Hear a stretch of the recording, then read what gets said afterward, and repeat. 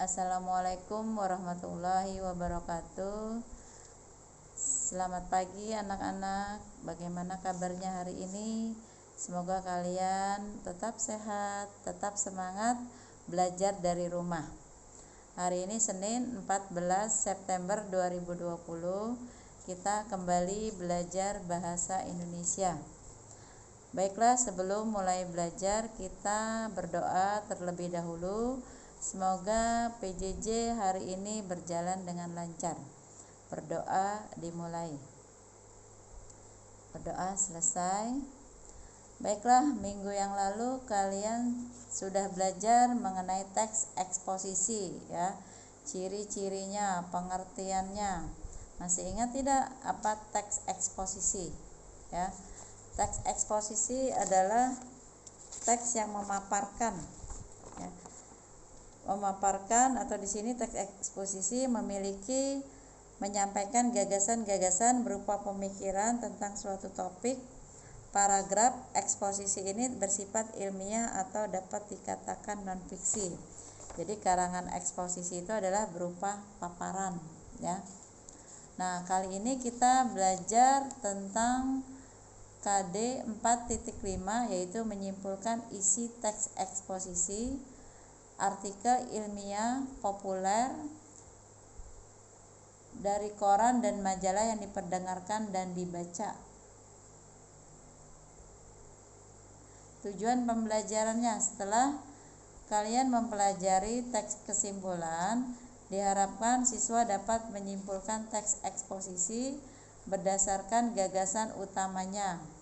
Yang kedua, siswa dapat menentukan jenis-jenis paragraf dalam teks eksposisi.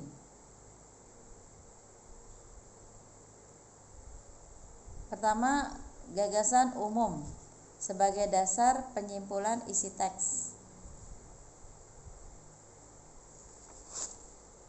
Gagasan umum, gagasan utama, ide pokok merupakan gagasan yang menjadi dasar pengembangan suatu paragraf. Keberadaan gagasan umum suatu teks atau paragraf dapat diketahui setelah membaca teks itu secara keseluruhan. Namun demikian, tidak sedikit pula paragraf yang menempatkan gagasan umumnya itu pada kalimat pertamanya. Teks seperti ini akan lebih cepat dan lebih mudah bagi pembaca untuk memahami paragraf tersebut.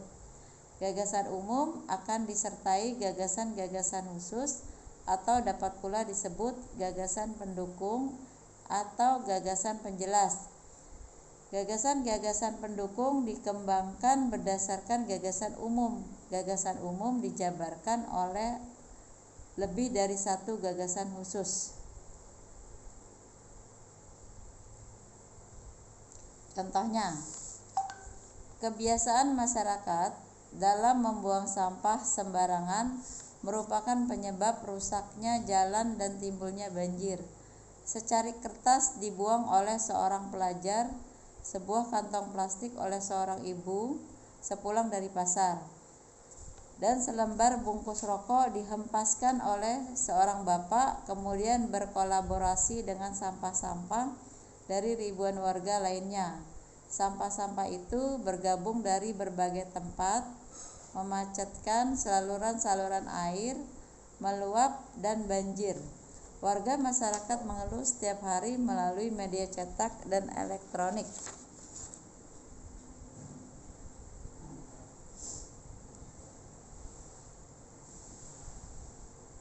Gagasan umum dan gagasan khusus pada contoh tersebut dapat dijelaskan seperti berikut. Nah, yang tadi gagasan umumnya ini adalah kebiasaan masyarakat dalam membuang sampah sembarangan merupakan penyebab rusaknya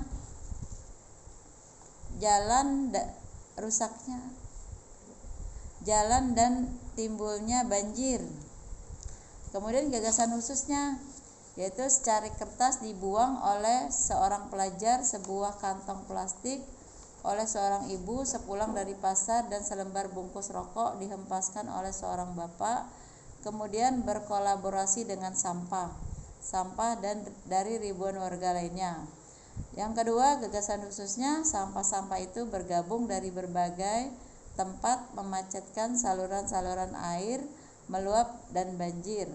Yang ketiga, warga masyarakat mengeluh setiap hari melalui media cetak dan elektronik. Nah, itu tadi gagasan umumnya ada di awal paragraf. Nah, kemudian kalimat-kalimat penjelasnya atau gagasan khususnya ada di kalimat kedua dan seterusnya. Yang kedua, jenis-jenis paragraf berdasarkan letak gagasan umumnya. Berdasarkan letak gagasan umumnya, paragraf terbagi ke dalam beberapa jenis sebagai berikut. A. Paragraf deduktif. Nah, paragraf deduktif ini adalah paragraf yang kalimat utamanya ada di awal paragraf. Ya, contohnya, beberapa hasil penelitian menunjukkan bahwa teh mempunyai banyak manfaat. Mengonsumsi teh secara teratur dapat mencegah kanker meskipun tidak terlalu besar. Teh juga menguatkan tulang dan mencegah pertumbuhan plak di permukaan gigi sehingga mencegah gigi berlubang. Tidak hanya memenuhi kebutuhan cairan tubuh seperti air putih, teh juga melawan penyakit jantung. Nah, ini kalimat utamanya ada di awal paragraf, yaitu beberapa hasil penelitian menunjukkan bahwa teh mempunyai banyak manfaat. Kalimat penjelasnya atau gagasan khususnya, yaitu mengonsumsi teh secara teratur dapat mencegah kanker meskipun tidak terlalu besar. Terus kalimat keduanya, teh juga menguatkan tulang dan mencegah pertumbuhan plak di permukaan gigi sehingga mencegah gigi berlubang. Ketiga, tidak hanya memenuhi kebutuhan cairan tubuh seperti air putih, teh juga melawan penyakit jantung.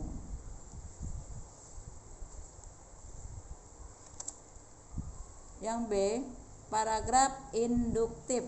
Nah, ini paragraf induktif adalah kalimat utamanya ada di akhir paragraf. Contohnya, segala sesuatu yang berlebihan bukanlah hal yang baik, begitu juga halnya dengan mengkonsumsi makanan. Jika tidak terlalu banyak makan, juga bisa mendatangkan berbagai penyakit seperti berat badan berlebihan dan serangan jantung. Maka dari itu, makanlah sesuai dengan kebutuhan kita demi menjaga kesehatan. Nah, ini kalimat utamanya ada di akhir, yaitu maka dari itu makanlah sesuai dengan kebutuhan kita demi menjaga kesehatan. Ya. Kemudian kalimat penjelasnya atau gagasan khususnya, yaitu ada di awal. Segala sesuatu yang berlebihan bukanlah hal yang baik. Begitu juga halnya dengan mengkonsumsi makanan. Jika kita terlalu banyak makan, juga bisa mendatangkan berbagai penyakit seperti berat badan berlebihan dan serangan jantung.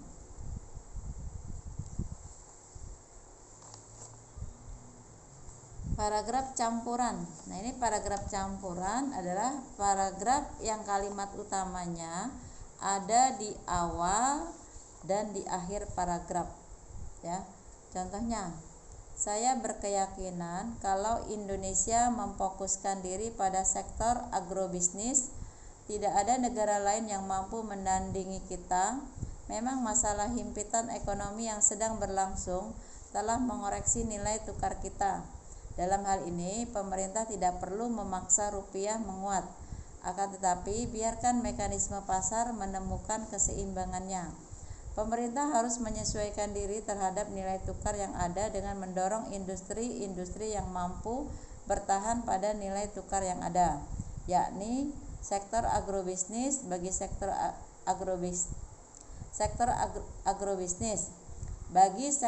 agrobisnis, semakin melemah rupiah asal stabil akan semakin baik.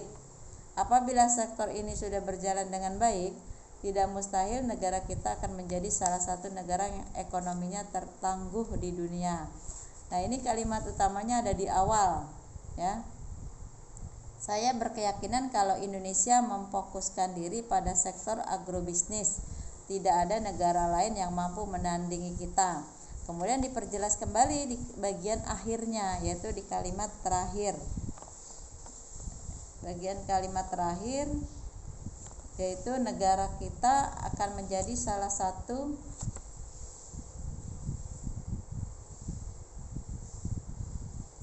negara yang ekonominya tertangguh di dunia.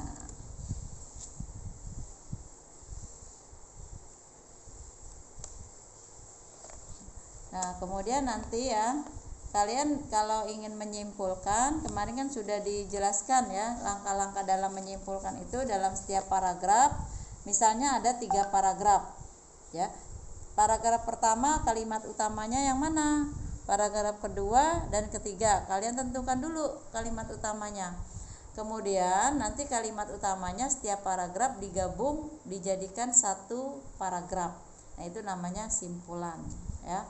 Nah, ini tugasnya ada di buku paket halaman 71, yaitu tentang teksnya berjudul Manajemen Pengelolaan Sampah. Nah, kalian tentukan nanti ke dalam format yang ada dalam buku paket ya. Di sini ada paragraf, kamu tentukan paragrafnya ya. Paragraf 1 misalnya jenisnya apa? Misalnya paragraf deduktif, induktif atau campuran ya. Kemudian gagasan umumnya apa ya, tadi kalimat utama gagasan umumnya ya. Kemudian simpulannya apa ya, kamu jelaskan di situ ya. Nah, nanti tugasnya kalian foto kemudian kirim ke Google Classroom. Paling lambat ibu tunggu sampai jam 21 atau jam 9 malam ya. Demikianlah pembelajaran kita hari ini. Semoga kalian paham.